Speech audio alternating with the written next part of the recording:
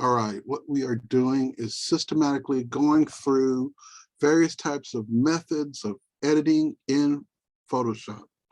This first module is on layers, selections, canvas, resizing, rotating. And what we're going to do now is we're going to look at locking layers, merging, and flattening, all right? So here I have this image that I've worked up. And the first thing I want to do is I want to show you how to lock various layers. So what I'm going to do, I'm going to turn all the layers off except for one. And I'm going to make that layer active. And I want to do this so that it's very clear what's happening here. Now, what we have here are a number of lock symbols, and they lock various components inside this layer. So right now I can paint on the layer. I can move the layer, and I can make a selection,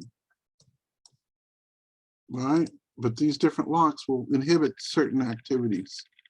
So starting from the right, moving across to the left, I'm going to click the lock all symbol. So it looks like a little lock symbol. And what that does is it inhibits my ability to move the content. It inhibits my ability to move the content. Can I make a selection? Yes. Can I paint on the layer? No. I cannot paint on the layer because the layer is locked. Now I'm going to unlock that layer. And the next button is a tool that prevents the auto nesting of this content into artboards.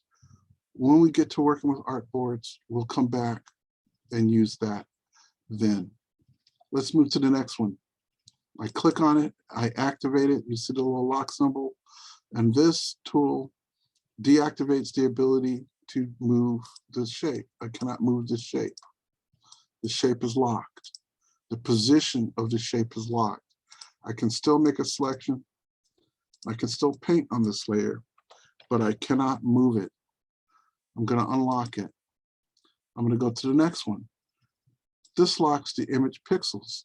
So what does that mean? Well, I can move the shape, but I cannot paint on the layer. I cannot paint on the layer. Could not use the brush tool because the layer is locked. I'm going to unlock that. Let's look at the last one, the lock transparent pixels. So once again, I can move. Once again, I can make a selection. What can't I do? Well, when I paint with the paintbrush, it will not paint over the transparent pixels in the background. It will only paint over the object itself. I'm going to undo. So those are some ideas about locking layers. Now, I'm going to tell you the truth. I don't use those. When I first started working in Photoshop, they didn't exist. So basically, when I'm working in Photoshop and I don't want to use or edit a layer, I just turn it off. That's all I do. I just turn it off. But since this is a Photoshop class and you're looking at these buttons, and you don't know what they're for, that's my job, is to explain these things to you. All right. Now let's look at something else. Generally, what you'll do, especially when you're doing a composite, is you'll spend all this time working on isolating those images, the image into different layers. Okay, so if I export it to certain formats, it's already flattened. Lots of times when I'm creating a document and I make a PSD, I'll make sure I save a version of the document with all the layers open. And then if I decide to flatten it, I'll save it with another name and flatten the other image. So let me give you some ideas about that. I'm going to close these other canvases that are no longer necessary. We don't need these. And with this canvas open, I'm going to use duplicate. Image, duplicate. So there's a number of different ways that I can duplicate my canvas. And the idea is that if I get to a point where I want to try something and I want to diverge, I can make a copy of the canvas and duplicate it.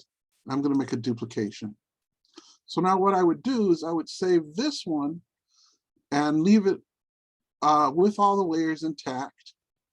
So I would just go to File and choose Save.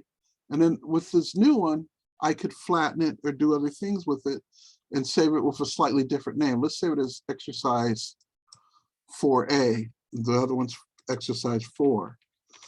Okay.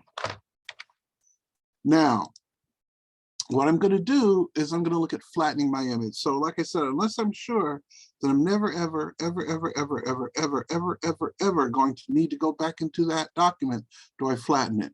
And lots of times, even if I do flatten it, I make sure I have a copy of it unflattened. Now, it does make a slightly larger file format, but I think that, you know, when you spend all this time isolating data, it's worth it, right? But let's look at how you can flatten an image. So if I click the little tab here, I have these commands: merge down, merge visible, and flatten image. If I click flatten image, all the content has been flattened down to one layer, and I have my background lock. I'm going to undo that.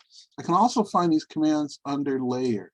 So you'll find the flatten image command here or on your layers palette, same command.